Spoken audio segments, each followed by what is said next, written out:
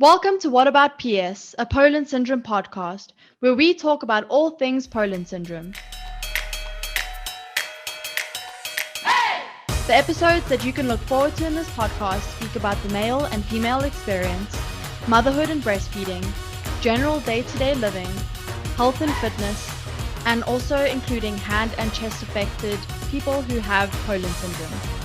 If you have Poland Syndrome, or if you know of someone who has Poland Syndrome, then be sure to have a look out and listen to our latest episodes. Hi guys, welcome back to another episode of What About PS. Today we have a really special guest, Brian, who's going to be talking us through his experience of having Poland Syndrome and the way it's affected him physically and, also throughout his life. I have had the privilege of knowing Brian for a while. We met doing a workshop together with PIP, kind of just sharing all of our different experiences with Poland Syndrome. So it's really great to be able to meet up with you again and kind of hear more about your story. So thanks so much for joining, Brian. Thank you. I appreciate you letting me come in and share. I'm excited to get these opportunities to talk about it and hopefully impress things onto other people to help them out. So. 100%. And, before we started this, you said that you really enjoyed talking a lot, and that's perfect because I like asking questions. So we make a great team. And, I think the more we can hear about what you have to say, your experience, but also, your perspective on everything is something I really enjoy, when we have our conversations is hearing your perspective. I really appreciate your thoughts on that. So I'm really excited to learn more about that. But before we get started, would you mind just introducing yourself to everyone that's listening? Yeah, Brian Ferguson. I'm just turned 40 last month, actually. Happy birthday. Thank you. Appreciate it. And I'm in New York in the United States. And yeah, I've had, obviously, I've known I've had Poland syndrome since as long as I can remember. It was determined pretty quickly.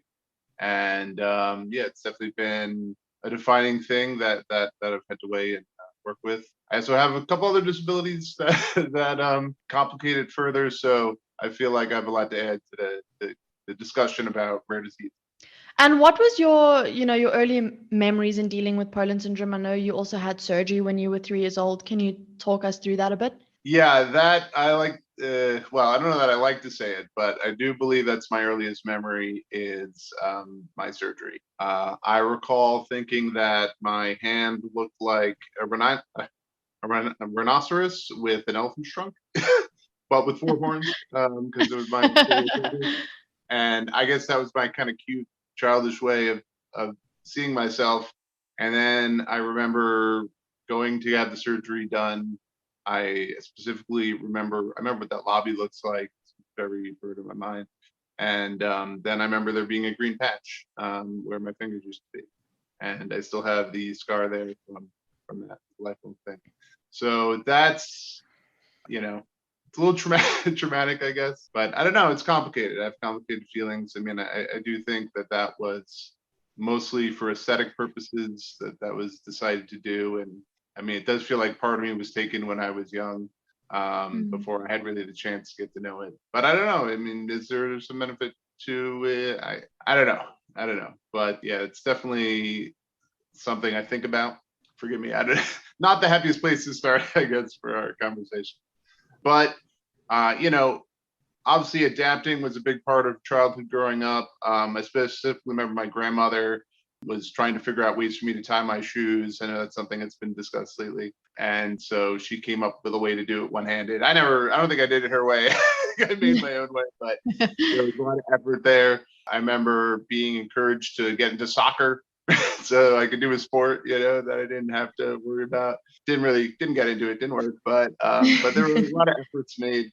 Curiously, I remember distinctly being a child and I was encouraged to get into art and to be like an artist, which I think is very ironic. It's not what parents normally try to push a child into, like, oh, he's creative, that's a job he could do, right? Yeah. Again, it didn't really stick, but it always felt like there was a sort of puzzle of how, okay, what does this mean and how can I fit to the world? And yeah, I think that's a big thing that everybody goes through for sure. But I think, being disabled in some way that adds an extra wrinkle to that question. But I think ultimately it comes to, you know, listen to the child and show what they're interested in and figure it Mhm. out from there. And again, like you should do with anybody, but yeah. Yeah. And the amazing thing about children and about being a child is that children are very resilient and they are very, very creative and they do their best with what they're given. So I think children are amazing. And you know, you said, sorry to start this on, a bit of a deeper tone, but that's one of the reasons why we wanted to start this podcast was to hear people's experiences, whether they are good or bad or emotional or positive, or, to really share the realness of what it means to have Poland syndrome or what it means to have someone in your life that has Poland syndrome. So, the more kind of honest we can all be about it, the more realistic, we can paint that picture. And so I'm really interested to hear about more of how you adapted throughout your life. I'm really, really interested to hear about that more. But before we get there, I wanted to ask, what does it feel like to have that as your first memory? Is it something that you kind of look back and you think, oh, that was hard, but it made me the person that I am? Or is it something that you kind of wish you didn't have to go through? I mean, look, particularly anything that's traumatic, it's really not too healthy to live in the past of it, as far as would it not have gone through. I used to have times where I would fantasize like, okay, if was born with two hands, maybe I would have been an athlete, or maybe I would have, how would that have impacted me? Maybe I would have, learned music sooner and things like that. And so I have had those thoughts, but I've gotten away from that a bit, which I'm proud of, right? Because it's not very healthy to have those what ifs and that sort of situation. But yeah, having that as early memory, it definitely is grounding, and it definitely I am very obsessed about autonomy. I discovered through our previous conversations that I want total control of my body as much as I can, as far as, I've never had a tattoo. I've never done drugs, because I don't want to lose control in some weird way or anything like that. So, there, I think that's really how that experience shaped me a lot, was going, really kind of embracing the self and, making that, important and paramount in some way. And that's something that we've talked about too in the past that I think is important, is being disabled. You come to a point where I think early in life it's easy to feel less than or bad about yourself in some fashion, and then you come to a stage where there's sort of this acceptance, and then almost an over acceptance of suddenly you feel really great about yourself, and you have to kind of inflate yourself a little bit in order to kind of adapt to that. And that seemed to be a trend that I saw when talking with other people with Poland syndrome, is to kind of develop a bigger personality in some fashion. But that becomes a defense mechanism, right?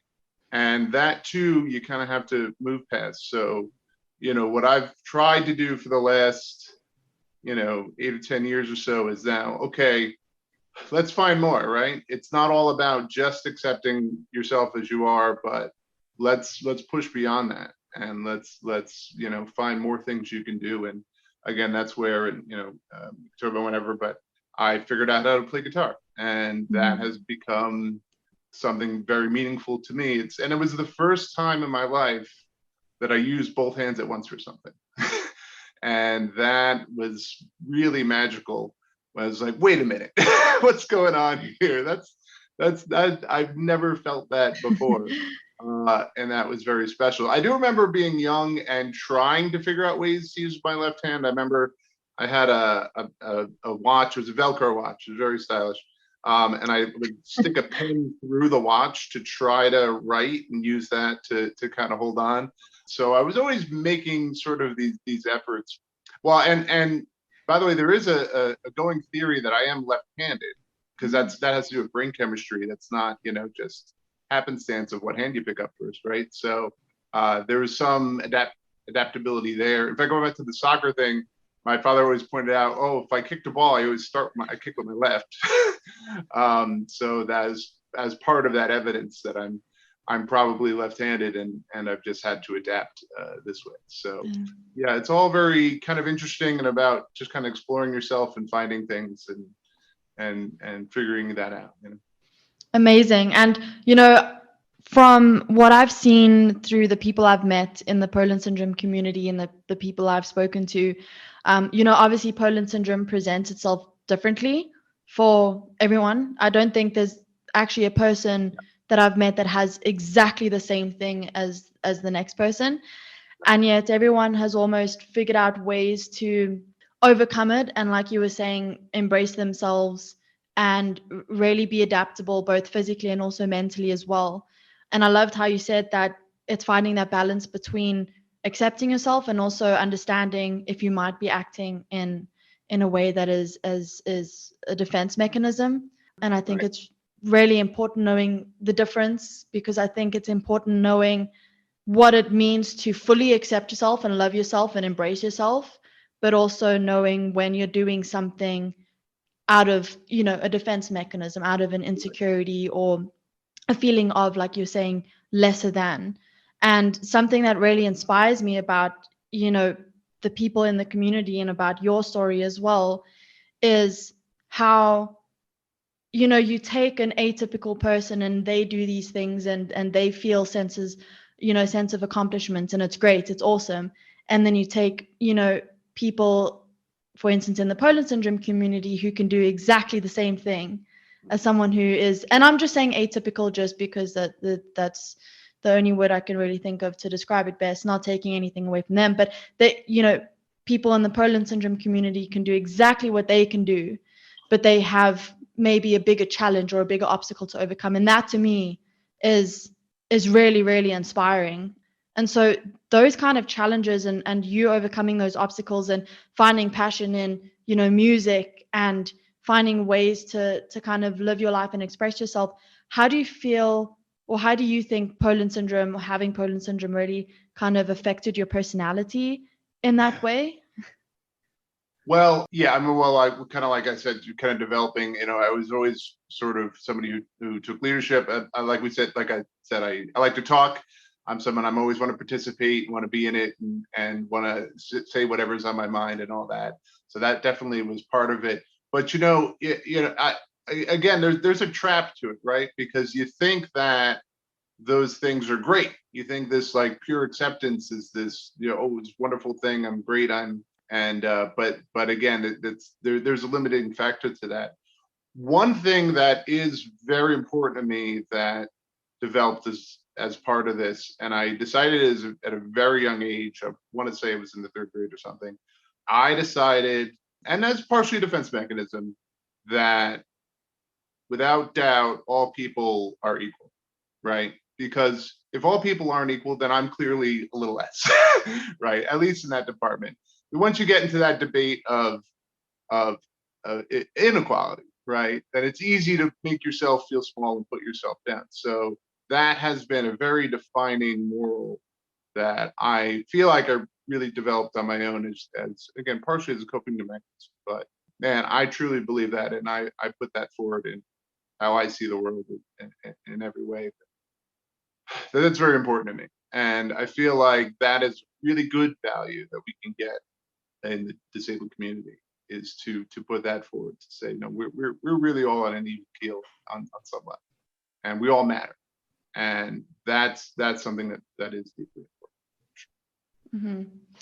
Just a thought, Yeah. talking about kind of the difference between full acceptance and defense mechanism. If something is a coping mechanism, but it has positive benefits on our mental health, for instance, in this specific case, is that necessarily a bad thing? Is that something we should be like, because everyone has their own coping mechanisms, but if it's making us happier, is that bad? No, and yeah, I mean, and those mechanisms have a purpose, right? For sure. So you are getting some out of that, and that there's something positive coming from that. That's why you develop. It's sort of the personal evolution, right? That's how we all grow, as we learn from our experiences, and we learn the ways to adapt to that, and that takes shape in various forms, of course. So that's part of why we're all so different, right? But again, I think there's a tremendous amount of benefit. And obviously, loving yourself and being positive about yourself is a huge step up from, you know, being down about yourself and being, you know, and being tough on yourself and thinking you are less than and all that. I just think it's easy to get stuck in what we discovered from our previous conversations in the group we were in was that it's easy to then go, okay, yeah, I'm tough. I can take everything. I don't, you know, things are bad. I'm just going to put up with it because I know I can do it and I'm strong enough for that, right? But things can be better. Things can always be better. You can always go to push yourself and do more and strive more. So if I can talk a bit more about the music, my father's always played guitar. It's always been a big part of our life. He played for me as a kid constantly. My family does Christmas caroling every year. So we play for elderly at old folks' homes and things like that. And I always wanted to play, and I never thought I could. I remember being a child and picking up his guitar off the wall and trying to strum it. It just didn't feel right, and I didn't figure it out. And it was through reaching out. It was actually around the time I discovered PIP. It was many years, about 10 years ago or so. And through social media, I found a guy, and he told me he was a professional guitarist, and he uses finger picks. And I eventually landed on this one that I use. I don't know if you can see it too well, but it goes on my finger here, and I use adhesive tape, and I tape it in place so I can keep it nice firm, and that allows me to play, you know, pretty well. And that allowed me to get over that, and I never knew it was possible, and I never really bothered even to look into thinking that I could do it, because in my mind was all, no, this is fine. I could be happy with what I have, right? But it was going, no, what more can I do? And if I love something, let me try to do it and make something of that. And so now I don't play enough. I'm not going to say I'm the best guitar player out there. I'm sure there are better one-handed guitar players. But I do get to, you know, again, I help out with our Christmas caroling event, and we're doing an event at the end of this month that we're doing the same thing for sort of a summer event.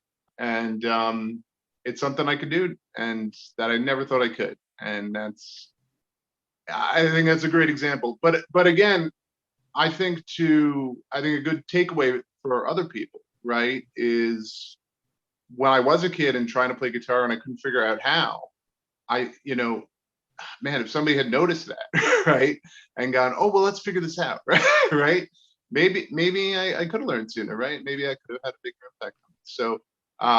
So I think, you know, the big thing with dealing with young people is really, you know, paying attention. What are they saying, and where are their interests, and how can we can push that in one direction, and well, you know, in the direction they want, not to, you know, not force it something. But, I think that's a really powerful takeaway of yeah, that's, you know, talk to people, right? Talk and figure out what they want and find a way.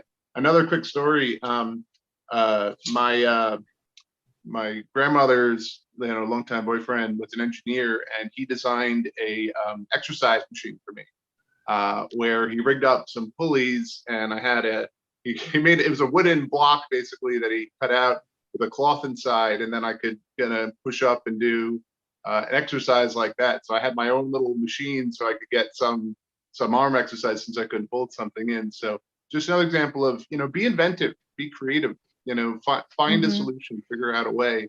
And man, that is even more enriching than going, you know, this, you know, I'm great and I'm great as I am, but I can be even better. Man, that's a whole other evolution. And that's what we all got to fight for, whether we're disabled or not, for sure. I love that so much. I'm a huge advocate for always like pushing to be better. And to hear you say it in the context of your story is amazing. And for all the parents listening to this, I think, you know, Brian said something really important. Don't underestimate your children, and listen to what they want to do and what they are kind of gravitating towards, and encourage them to do it, because you know, we are creative and children are creative, and they are resilient. And if you're a child listening to this and you have a similar, you know, experience as Brian, just understand that you can do it and you can achieve things. It might be more challenging, but I think it's sweeter at the end. How did it how did you feel when you started playing guitar and you kind of overcame that obstacle of thinking you could never do something and then doing it and having that feeling? Yeah, again, it was miraculous. As I said, I had never used two hands at the same time. I had tried to use the left now and then. Obviously, I've been very right dependent, but so I was like, it was a whole new way of looking at the world in a sense. I don't know, maybe that's grandiose, but it was really miraculous. And also at the same time, it's developing a skill, right? And that's always a good thing to do, to figure that out. And originally I started, I didn't even really use the pick. I learned to kind of finger individually, and go with that. And I started I had a lefty guitar book and I went through, the first 20 pages of it and figured out the stuff in there. And then again, I was fortunate that my dad played for a long time. So it became a very sweet thing that we would do together where once a month he'd pick out a couple songs and I'd pick out a couple songs. And I was a year or two ago for Christmas. He put together all the songs we made in a book. It was a very simple thing. You just got to print out and put it in the book. But it was a very sweet, meaningful gift. It was definitely one of my favorite things I got that year. That's amazing. So yeah, it became this thing, and again, now I don't play enough, but I do get to play for those events. And sometimes, if I just want to play and put it out there, I can do that. I'll Yeah. probably be doing that soon because I've been working on something. But Yeah. yeah, that was a big deal, big deal. And especially, I mean, even being a lefty guitarist is rare as well. How is it finding a guitar? I know lefty guitarists are very rare. That was another Christmas present. I mean, they exist. You can get it. You can get it. It is, but my dad's not lefty, so there are times where he's like, there was one day where he's like, no, it's this string, and I broke a string. Oh no, I had it upside down.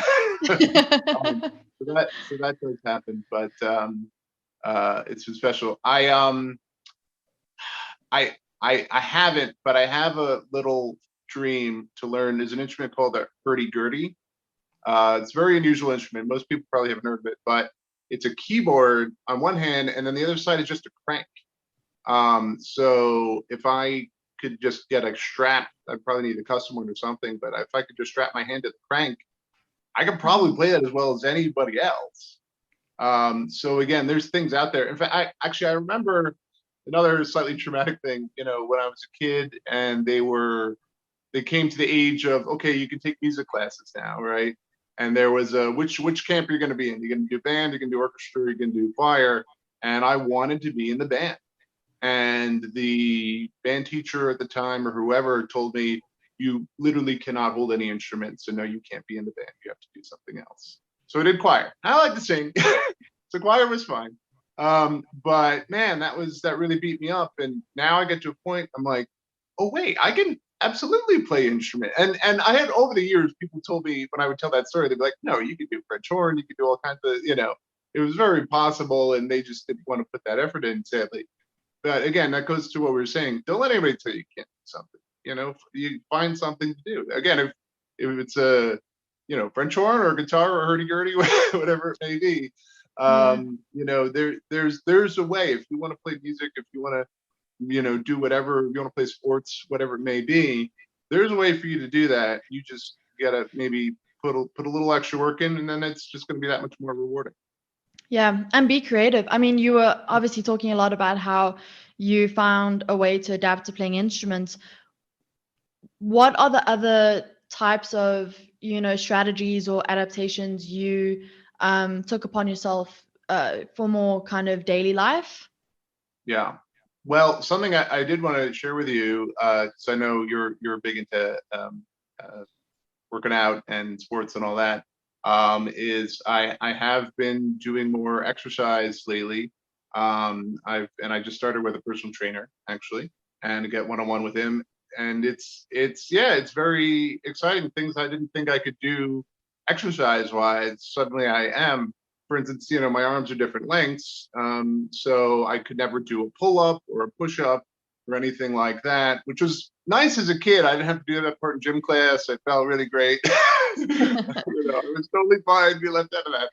But now he's just got straps with handles that are on the wall, and then I can use that, and just leaning forward, I can do a push-up, which I had never done before in my life, or the other way, I could do a pull-up, which I had never done.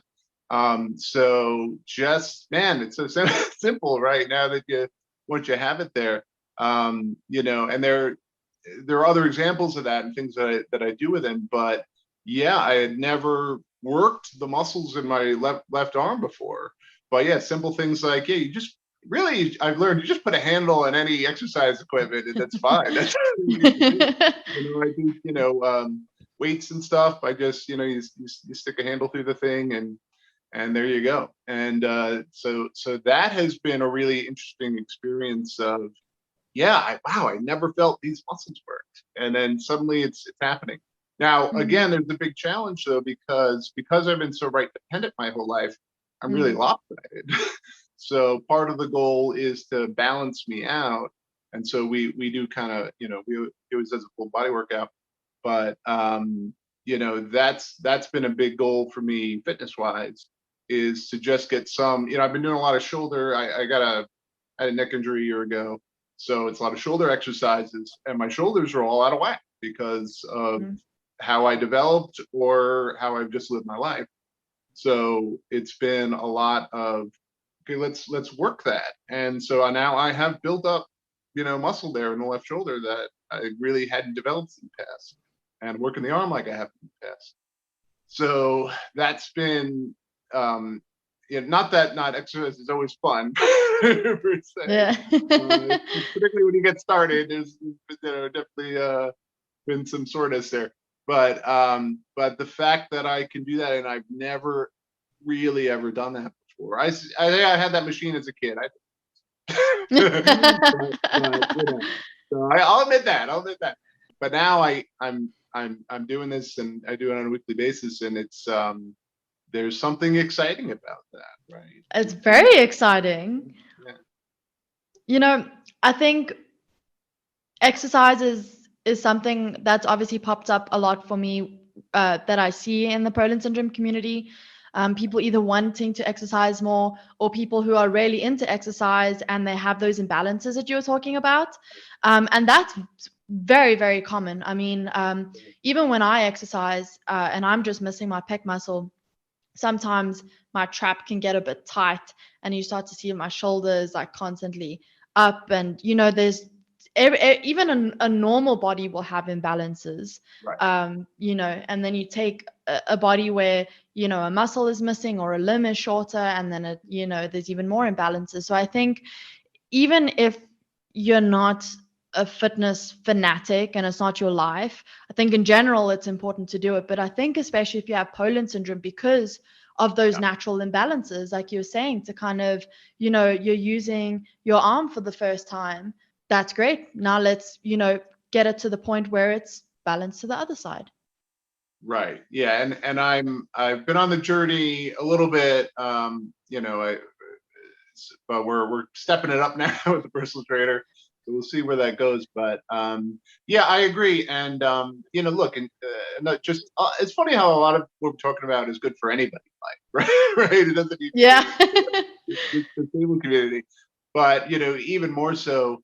Again, I think about, if I had straightened some of these things out earlier in life, maybe I would be in that much better health now. And when things did come up, I would have been that much better position for it. So it's good to do. And again, it's another thing to go, don't let people tell you can't. I mean, who's to say? Look, it's not like straps with handles were just invented 5 years ago, right? I'm sure they existed when I was a kid. They could have probably rigged that up in somewhere at the school, and I could have done the same kind of pull-ups and push-ups that I do now, and I could have had that at home, and I've been doing that all my life. Now, again, would I have done it at home? Yeah, but as a kid, but yeah, you really, you can't let yourself feel limited, and you can't let yourself you can't talk yourself out of doing things that are good for you, right? That's Mhm. another thing I'm trying to, just general life lesson that I try to do nowadays. Don't talk myself, I'm not feeling good. No, do the thing. Do what you want to do. Do what makes you happy. Do Mhm. what you love. And I think that it's just going to make you feel a little more enriched and help you in some of 100%. the. You know, kind of going back on what you said earlier, where you said you don't want to live in the past, I think that's such an important lesson for, anyone who's listening, whether you're an adult, a parent, or a child. You know, if you look back on your life and you think to yourself, if I did this, what would the outcome be now? It's irrelevant. I think it's important to look back and be like, well, it was what it was, and now I'm going to learn, and what I'm going to do today is the thing that I can control, and that's going to make me better for tomorrow. So I love what you were saying there, and also, putting yourself out of your comfort zone. I think, just hearing about your experience and all of these obstacles that you're overcoming, it wouldn't have happened if you didn't put yourself out of your comfort zone, and it feels hard, and Yeah. you might not want to do it in the moments, and it's scary, but that's the only time you're going to grow and challenge yourself and see where your limits are, what you can do, what you can't do. Prove yourself wrong. I think that's the most important thing, is proving yourself wrong. I mean, ultimately, the comfort zone is a trap, right? Again, this is for anybody, right? Once you're stuck in, this is fine. I'll just, stay in or whatever it may be. You're missing out. You're hurting yourself in the long run. You need to. I mean, look, everybody live your life and do what your truth is, right? But it's ultimately, I find that it's healthier in a lot of ways to really push back on that and push out and get out. Go, do the things you love or interest you, or try something new. But Mhm. yeah, don't talk yourself out of doing something, whether you're disabled or not. Yeah. What are some common misconceptions you think, of Poland syndrome, or specifically Poland syndrome, that affects the limbs? Um,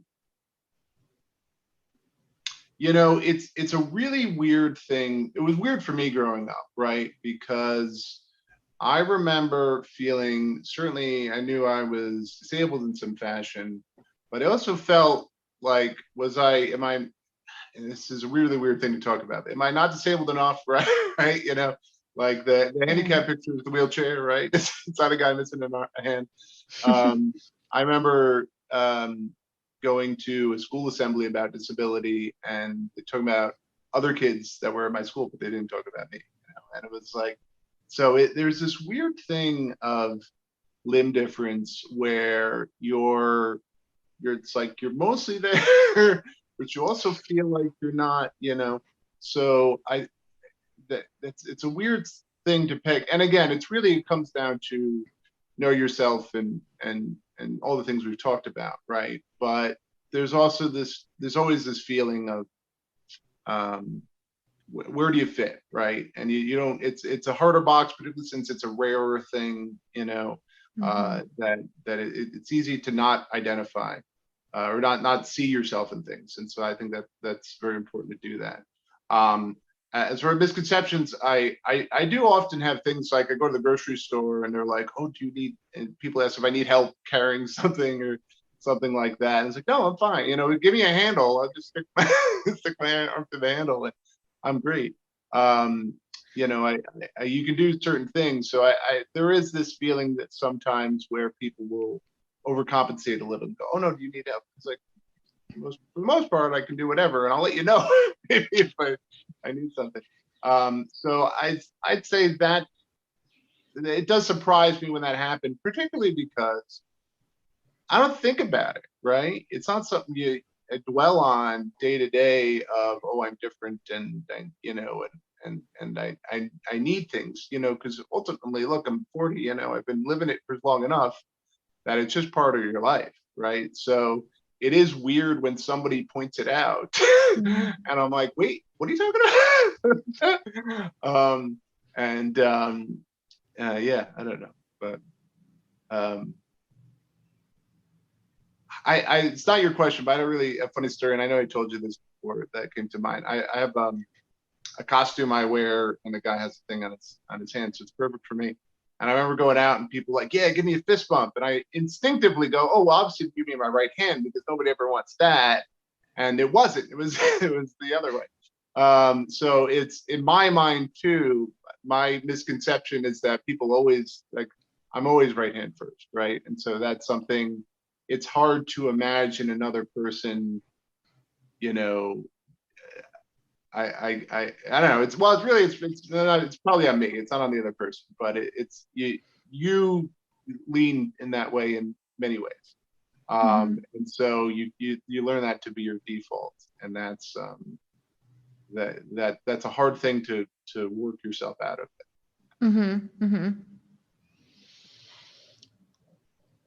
Double barrel question. Okay. Looking back, what was the hardest challenge you had to face, physical or mental? And looking forward, what is something you are excited to challenge yourself with? Right. Yeah, I would say my challenge has been more mental. The physical challenge is telling myself I can't do something, right? But it's not like I tried and I failed, right? So that's all in my mind. So I think the challenge is how do you understand yourself? How do you push beyond yourself? And all those things that we've talked about. So I definitely think that's been, and I mean, there's definitely a challenge of I do, despite the fact that I don't think about it, I do sometimes worry, what is the perspective? Like, okay, my boss is being tough on me.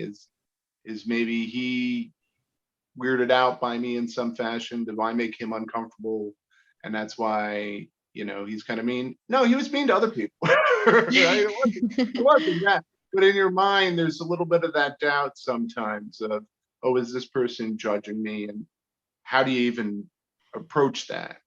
So really, again, like everything, you have to not let that worry you too much and do the best you can. And if someone is a bad fit in your life, then you need to, find ways to move past that, whatever that may be. So I think those are sort of the bigger challenges is overcoming yourself and being confident in yourself to not let others make you feel less than, right? Going forward, I have a lot to be excited about. Again, I'm doing music at the end of the month. I hope to do more of that, and I'm really hoping to get involved with more things like this. And obviously, I'm planning to do more stuff with PIP going forward. But I really want to, develop, a way to speak to people, and kind of get these messages out. And again, I mean, I have other issues beyond autism as well. So I think I have a lot to discuss and to pass forward to people. And again, I appreciate you. Thank you so much for this opportunity. But yeah, I mean, speaking more, playing more guitar, exercising more, see if I can get that figured out, worked out. And yeah, just trying to live your best life. Again, it's really what everybody should do. It's just, I think being disabled, it's easy to sometimes try to talk yourself out of that and go, no, I have these limitations in some shape or form. And you can't let that get you there. You got to keep going, and you got to do the things you love and want to do. Yeah. And kind of going back to your point of, accepting yourself and not letting anyone make you feel any less than. I think something that really helps with that is accepting yourself. You are who you are, and almost owning it and being proud of it. Because I promise you, the minute you do that, people, even if people are being nasty, because let's all remember, if someone is nasty to you, it's because they have something going on in their lives. But the minute you are proud of who you are and you don't open that door or let any negative person enter your space in that way, they'll leave you alone. They will leave you alone because they can say what they want, and if you just stand tall and you back yourself, you are your biggest supporter. That generally really helps. So I just wanted to kind of add that in there. But I love hearing all of the exciting things that you have coming up. Obviously I'm biased, but especially the exercise. I think that's amazing. Definitely for that. And I know, like I said, that is a big topic of discussion with Poland syndrome, especially with finding exercises to fix those imbalances. So we are definitely going to be having professionals on the podcast to speak more about that, which will be really exciting. But to end off this really amazing, hopefully not the last chat. Oh, stop. I have one last question. So obviously you're an advocate for, Poland syndrome in where it affects the limbs. What is one piece of advice you would give to someone who is in your position, either as a child or an adult who's in your position, or a parent of a child with the same experiences as you? Yeah, I mean, again, I feel like it's a lot of what we've talked about, but everybody needs to find those things that they love and those things that they interest them. And again, I think a lot of people have the trouble of talking yourself down, from something, but you need to work at it. And I mean, and for parents, again, parents should do with any child. Love them, right? Pay attention to them, listen to them, and see what makes them happy, and guide them in a direction that's productive with that, and that could be in any number of forms. Don't and for anybody, well, obviously for a job, you're going to adapt. Another thing I'm going to talk about, look, I do computer work, right? And growing up, I remember they actually, my school bought me a fancy keyboard that it was like a one-handed keyboard that the keys are kind of closer together. I never used that thing because by then I'd been on the internet for a couple of years and I was already used to this. But I'm at the point now I can type without looking at the keys, just because I know where everything is and I have that spatial awareness, even without the home rowing and all of that, So you are going to, through your life, develop these skills. You're going to learn to adapt by just doing things, and you're ultimately gonna learn not to let any of that hold you back, and just do what you got to do, and make something great of that. And again, the parents encourage that. Just let them go for it, and look, figure out what you need to do, but no limits. Don't hold anything back in any way. I know. Yeah. Simple message, but important. I love it. You know what? Simple is always the way to go. Simple is best. So amazing message. And thank you so much, Brian, again, for sharing your stories and your experiences and your thoughts behind it. I really appreciate it, and it really does inspire me to hear about it all, and to see all of the things that you're doing. So from me personally, thank you. And I know people will be listening to this, and it'll help them a lot, parents and children and everyone of the like. So thank you so much for your time. And we'll definitely feel like we have a lot more to chat about as well. So stay tuned. We'll probably ask you to come on again. So, but thank you so much. And appreciate everything, and good luck with the guitar and the exercise, and I look forward to touching base with you again and hearing how it's all been going. Thank you so much. I really appreciate the opportunity to be here, and it's good to talk to you again. Thanks, Brian.